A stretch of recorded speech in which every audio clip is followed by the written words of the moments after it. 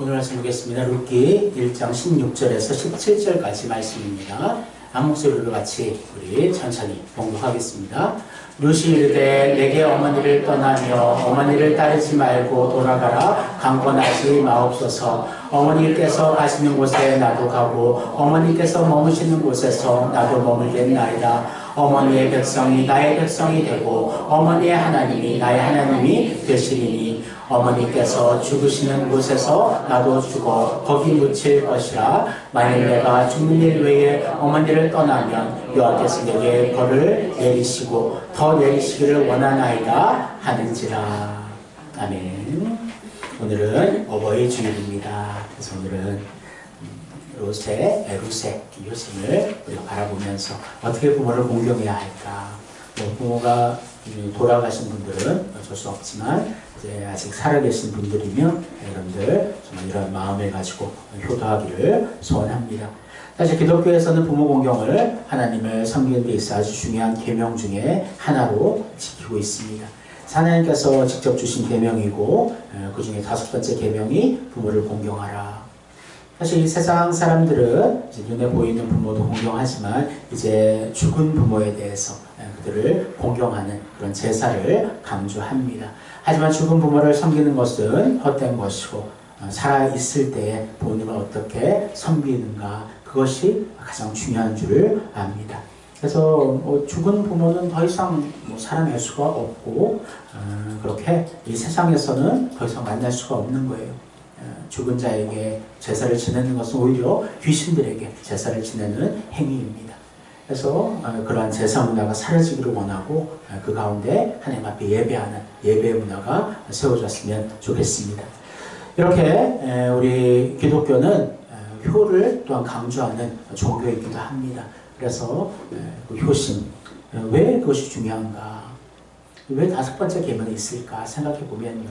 하나님을 섬긴다 하면서 부모를 섬기지 않으면 어떻게 보이는 부모도 섬기지 못하면서 보이지 않는 하나님을 섬길 수 있겠는가? 그것이 하나님 주시는 말씀입니다. 그러니까 부모를 섬긴다는 것은 사실 부모를 우리가 선택한 것이 아니죠. 하나님께서 맺어주신 것입니다. 그러므로 그 부모는 그 부모 자체로서 어떤 행동과 어떤 모습을 통해서 우리가 섬기고 안 섬기고가 결정되는 것이 아니라 부모님이기 때문에 하나님 맺어주셨기 때문에 섬기는 것이 당연한 것이다. 그것을 우리가 기억하기를 원합니다. 오늘은 이제 룻의 효심을 통해서 구체적인 섬김을 배웠으면 좋겠는데요. 참 룻을 읽을 때마다 너무나 도전이 됩니다. 어떻게 그 시어머니를 그렇게 끝까지 섬길 수 있었을까? 정말 그 마음과 그 자세를 이 시간에 배워보기를 원합니다. 오늘 말씀 배경을 살펴보면 이제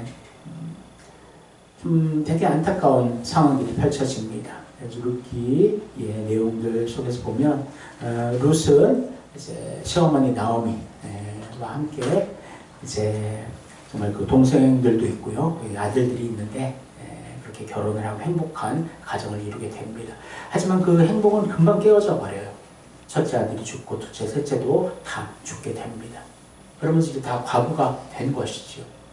사실 그 아들이 있어야 그 며느리가 이제 매개체가 되는 것인데 그 아들이 죽었기 때문에 이제 나오미의 입장에서는 이제 함께 이제 더 이상 여기에 살 수 없는 상황이 되었고 결국에는 이제 자신의 정말 이스라엘의 자신 나라로 다시 돌아가게 되는 상황입니다. 그때 이제 나오미는 이렇게 이야기합니다. 너희들은 이제 앞길이 아직 창창하고 젊기 때문에 너희들은 너희 갈 길로 돌아가라. 너희 고향으로 돌아가라고 말씀하고 있는 것입니다. 나오미의 마음을 생각하면 얼마나 마음이 아플까. 어떻게 막막하죠.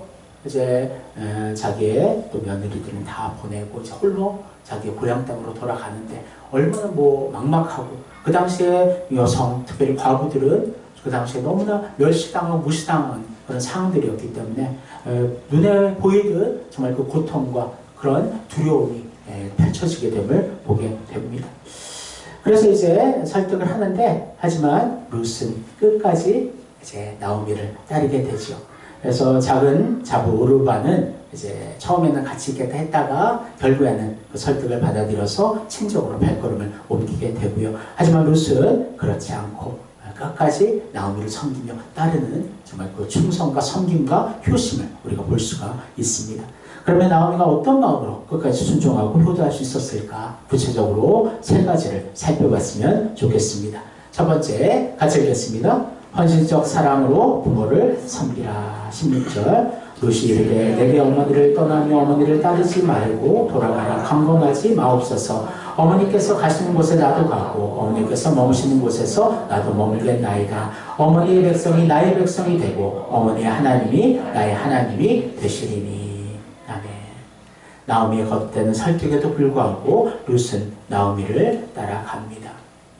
그래서 이렇게 붙쫓아라는 말이 있는데 한번 같이 읽어볼까요? 그들이 소리를 높여 다시 울더니 오르바는 그의 시어머니에게 입맞추되 룻은 그를 붙쫓아더라. 아멘. 오르바는 입맞춤의 이별의 입맞춤이겠죠. 그렇게 떠나게 되고 하지만 룻은 붙쫓았다. 이 붙쫓았다라는 게 무슨 말일까? 다바크라는 단어인데요. 전인격적으로 따라 붙는 것을 의미합니다. 그냥 이렇게 겉으로만 따라가는 정말 힘들게 따라가는 척만 하는 그런 모습이 아니라 전인격으로 온 마음 속에서 붙게 되고 따라간다는 의미가 담겨 있다는 것이지요. 그러니까 17절에 이 고백이 나오는 겁니다. 같이 한번 다시 읽겠습니다. 어머니께서 죽으시는 곳에서 나도 죽어 거기 묻힐 것이라. 만일 내가 죽는 일 외에 어머니를 따르면 여호와께서 내게 벌을 내리시고 더 내리시기를 원하나이다 하는지라. 한마디로 죽음만이 어머니와 나를 갈라놓을 수 있습니다. 이야기하고 있는 거예요. 어떻게 이런 굳은 마음을 가질 수 있었을까? 특별히 이제 모함 여인이고 정말 이방에서 태어난 자였는데 사실 그 이스라엘 자기 땅, 이제 이방 땅이죠. 본인에게는 그 땅으로 돌아가는 게 얼마나 두려울 텐데 어떻게 이런 선택을 할 수 있었을까? 먼저 룻의 마음은 정말 효신이 가득한 자였다. 심성이 착한 자였음을 우리가 알 수가 있습니다. 하지만 심성의 착한 모습으로만으로는 이렇게 어머니를 따라갈 수가 없는 것이죠. 무엇이 더 그 안에 있었을까? 바로 하나님에 대한 신앙이 그녀에게 있었다는 것입니다. 그러니까 이방 그 땅으로 나는 돌아가지 않습니다. 왜냐하면 나는 여호와 하나님을 섬기기 때문입니다. 그 신앙, 그 믿음이 바탕으로 있었기 때문에 또한 그 어머니를 또한 따라갈 수 있는 그런 힘이 있었다는 것입니다. 사랑하는 성도 여러분, 부모를 공경할 때는 정말 우리가 정말 그런 어떤 의무이기 때문에 하는 그런 모습이 아니라 진정으로 부모를 사랑하는 마음이 우리에게 있어야 될 줄을 믿습니다. 그러기 위해서는 또 우리의 믿음이 있어야 되는 거예요. 믿음을 통해서 부모를 정말 불쌍히 여기고 긍휼히 여기고 부모를 정말 하나님 맺어주신다라는 그 확신을 가지고 부모를 끝까지 섬기는 것이 또 우리의 사명인 줄을 믿습니다. 우리가 사명이라 이야기하지만 복음을 전하고 사명이라 또 예배를 드리는 것을 사명이라 이야기하지만 또 우리 가정 안에서의 또 사명들이 있다라는 거죠. 부모를 공경하고 자녀를 믿음으로 양육하고 정말 형제 사이에서 정말 서로를 섬기고 사랑할 수 있는 그 사랑이 또 우리의 또 사명이 됨을 여러분 기억하시기를 원합니다. 사랑하는 성도 여러분, 부모 공경은 헌신적인 사랑으로 드러나야 합니다. 룻처럼 사실은 혈육이 아니잖아요. 그럼에도 불구하고 한번 섬겼던 정말 그 시어머니, 어머니를 정말 끝까지 나의 생명으로 섬기는 그 마음을 가지고 정말 하나님의 그 마음으로 부모를 섬길 수 있는 여러분과 제가 되기를 주님의 이름으로 축원합니다. 두 번째, 같이 읽겠습니다.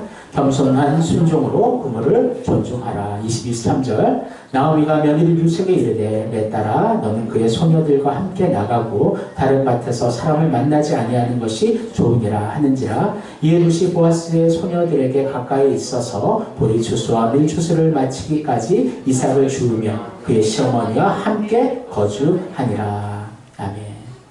이제 나오미와 며느리 룻이 모압 땅에서 이제 가나안 땅으로 돌아온 때는 보리추수가 막 시작될 즈음이었습니다. 이때는 이제 그 당시에 하나님께서 만들어주신 법 중에 하나가 추수할 때에 그런 알곡이 떨어졌을 때 그 떨어진 것까지 추수하지 말라고 하셨어요. 왜냐하면 그것들은 가난한 자들 또 과부와 고아들에게 그것을 베푸라 그런 의미가 있었습니다. 그래서 이제 룻은 시어머니 허락을 얻어서 시어머니가 사실은 명령한 거죠. 나그네와 가난한 자들을 위해 마련한 이스라엘의 풍습을 쫓아 보리추수가 진행되던 밭으로 나아가 이삭을 줍게 됩니다. 사실 이때 상황을 우리가 생각해야 돼요. 룻은 이방 여인이었습니다. 사실 그 당시에 그 눈초리가 얼마나 많겠어요. 사실 그것이 뭐 풍족하게 남아있는 것도 아니고, 그래서 이스라엘 백성들이 그것을 먹으며 정말 그렇게 얼마나 눈초리를 줬을까 생각해 보게 됩니다. 하지만 그것이 중요한 것이 아니었어요. 시어머니를 잘 섬겨야 됐고, 정말 또 생계를 위해서는 정말 그 일들을 험하고 굳은 일들을 해야 되는 상황이었습니다. 그런데 놀라운 것은 룻이 나아간 이 밭이 바로 보아스의 소유였다. 당시 보아스는 유력한 자, 아주 부자였다고 표현하고 있고, 그 성읍에서 실력자이고, 거기에 중요한 건 나오미 가정의 기업 물을 자 가운데 한 사람이었다 말씀하고 있습니다. 그래서 기업 물을 자가 좀 어려울 수 있는데, 이스라엘에는 고엘 제도라는 거 있었어요. 그래서 이제 그 대를 잇는 것이 참 중요했기 때문에, 만일 첫째 아들이 결혼을 했는데 자식이 없이 죽었어요. 그럼 첫째 며느리가 둘째를 통해서 아이를 낳아야 되는 그 의무가 둘째에게 주어진 것이지요. 하지만 그 형제들 보세요. 다 죽었어요. 이제 물려줄 것이 없습니다. 근데 이제 이 가나안의 이제 이스라엘 그 백성 속에서 이 보아스가 그것을 또 할 수 있는 그러한 이제 혈연 관계가 되었다는 거죠. 얼마나 참 이 세상 사람들이 우연의 일치라고 표현하겠지만 이것은 하나님께서 온전히 맺어주신 하나님의 그 뜻 안에서 이루어진 만남이었음을 알 수가 있습니다. 그렇다고 그냥 그렇게 만나서 되는 게 아니에요. 결국엔 본인 당사자가 허락을 해야 됩니다. 사실 보아스보다 정말 더 가까운 친척이 있었기 때문에 그 친척에게 기회가 주어졌어요. 하지만 그 친척은 계산해 본 거죠, 머릿속에. 근데 내가 손해볼 것 같다. 왜냐하면 그 첫째 며느리의 아들을 이제 갖게 되면 그 아들은 자신과는 상관없는 거예요. 첫째 죽은 아들의 어떤 그 개를 잇는 것이기 때문에. 소유도 마찬가지입니다. 첫째 아들의 소유를 우리가 잠깐 맡아놓는 것이죠. 그러다 보니까 이것이 훨씬 계산적으로 보니까 손해가 될 것 같으니까 포기를 한 거예요. 이제 보아스에게 넘어가게 된 것입니다. 근데 보아스는 거기에서 이 룻을 사랑하게 되고 그 룻의 아름다운 그 면면들을 바라보게 되면서 보아스가 이제 룻을 사랑하고 결국에는 결혼하게 되는 놀라운 은혜가 있었음을 보게 됩니다. 그래서 이제 보아스의 땅에 들어가서 보아스가 더 특별 대우를 해줘요. 근데 매일 이제 한 대를 받고 그러면 그 좋은 이삭을 시어머니 앞으로 가져가게 됩니다. 그럼 또 이제 인간의 마음이 좀 사악해서 어떻게 보면 거기에서 더 변질될 수 있어요. 어머니를 이제 돌보지 않아도 나는 정말 부유한 사람의 아내가 되었어 생각할 수 있지만 절대 그러지 않았다는 거죠. 끝까지 시어머니와 함께 거주하였다. 끝까지 시어머니를 돌보며 사랑하며 섬기는 이 룻의 변하지 않는 마음들을 보게 됩니다. 얼마나 대단합니까? 그렇죠? 룻이 이방 여인이었지만 하나님을 사랑하였고 하나님을 믿는 믿음 안에서 부모를 또한 끔찍하게 생각하는 정말 그의 효심을 우리가 볼 수가 있습니다. 그래서 여기서 배울 것은 뭐냐면 룻의 순종입니다. 처음에 어머니가 나가라 한 말씀에 순종하였고 끝까지 어머니를 정말 섬기며 사랑하는 이 룻의 믿음과 또한 그의 사랑을 우리가 본받기를 주님의 이름으로 소원합니다. 그래서 부모를 순종하고 공경하는 것이 하나님께서 얼마나 기뻐하시고 얼마나 큰 복을 주시는지 성경에서는 말씀하고 있습니다. 같이 읽을까요? 자녀들아 주 안에서 너희 부모에게 순종하라. 이것이 옳으니라. 내 아버지와 어머니를 공경하라. 이것은 약속이 있는 첫 계명이니 이로써 내가 잘되고 땅에서 장수하리라. 아멘. 요즘 시대는 부모의 권면을 너무나 무시하는 시대 속에 살아가고 있습니다. 그래서 뭐 반대도 있죠. 그렇죠? 부모가 자녀들을 학대하고 정말 그러한 정말 그 끔찍한 그런 모습들이 가정 안에서 이루어지는 경우가 참 많이 있음을 보게 됩니다. 하지만 우리는 그리스도인으로서 정말 하나님 주신 계명을 오직 지켜야 됩니다. 부모가 나는 우리 부모는 우리 부모답지가 않아서 섬기지 않습니다. 그것은 우리 기독교에 있을 수 없는 것이라는 거예요.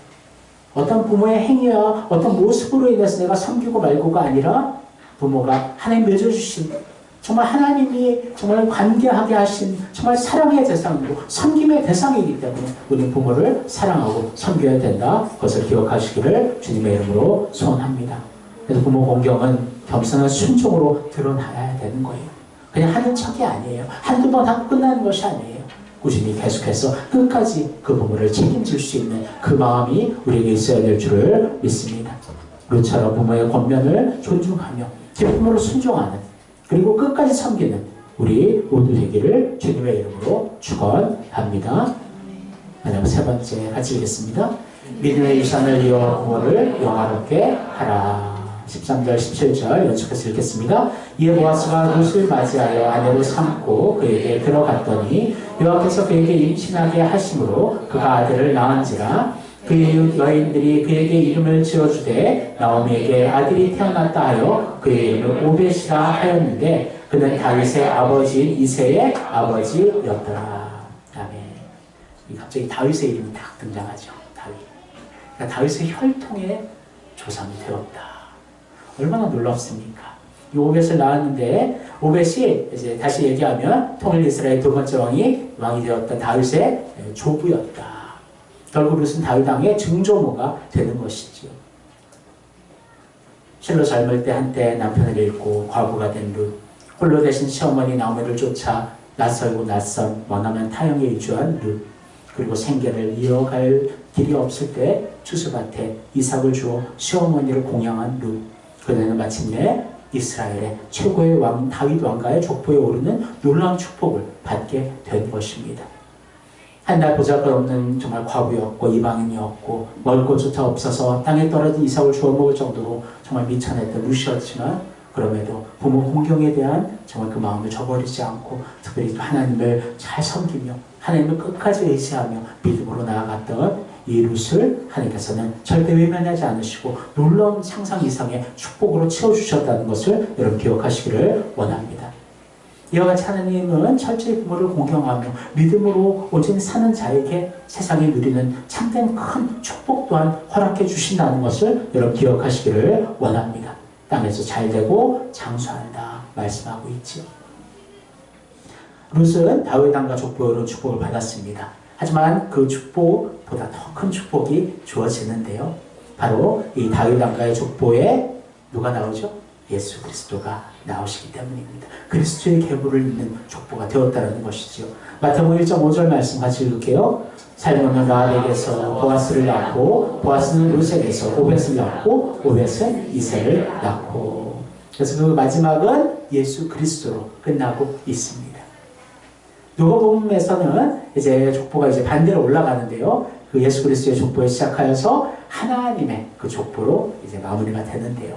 그 안에 이 룻의 이름이 들어있다는 것입니다. 얼마나 감사합니까? 그렇죠? 하나님의 영적인 계보를 잇는 자가 되었다. 뭐 효심 때문이라고 얘기할 수는 없어요. 왜냐하면 하나님을 향한 믿음이 중요하기 때문입니다. 믿음이 가장 중요하죠. 하지만 그가 또한 이런 놀라운 하나님의 은혜를 받고 축복을 받을 수 있는 또 한 가지는 바로 그의 정말 부모를 섬기고 사랑하는 정말 그 마음을 하나님께서 또한 기뻐하셨으리라 생각을 합니다. 사랑하는 성도 여러분, 이렇게 부모를 영원롭게 하고 온전히 섬길 때 하나님께서 이 세상에 놀라운 축복을 내려주시며 또한 하나님을 섬기며 믿음으로 주님 앞에 나아갈 때 영적인 하나님의 은혜를 부어주신다는 것을 여러분 기억하시기를 소원합니다. 사랑하는 성도 여러분, 그러므로 이제 가장 중요한 게 부모의 신앙이에요.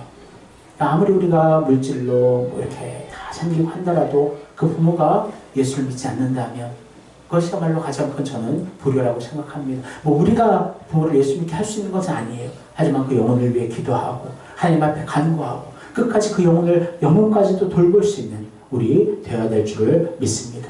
그래서 이미 믿는 정말 부모라면 정말 그 부모의 신앙이 우리에게 더 큰 믿음으로 배승이 될 때 부모님은 그것을 기뻐하고 또한 하나님 앞에 감사할 줄을 믿습니다.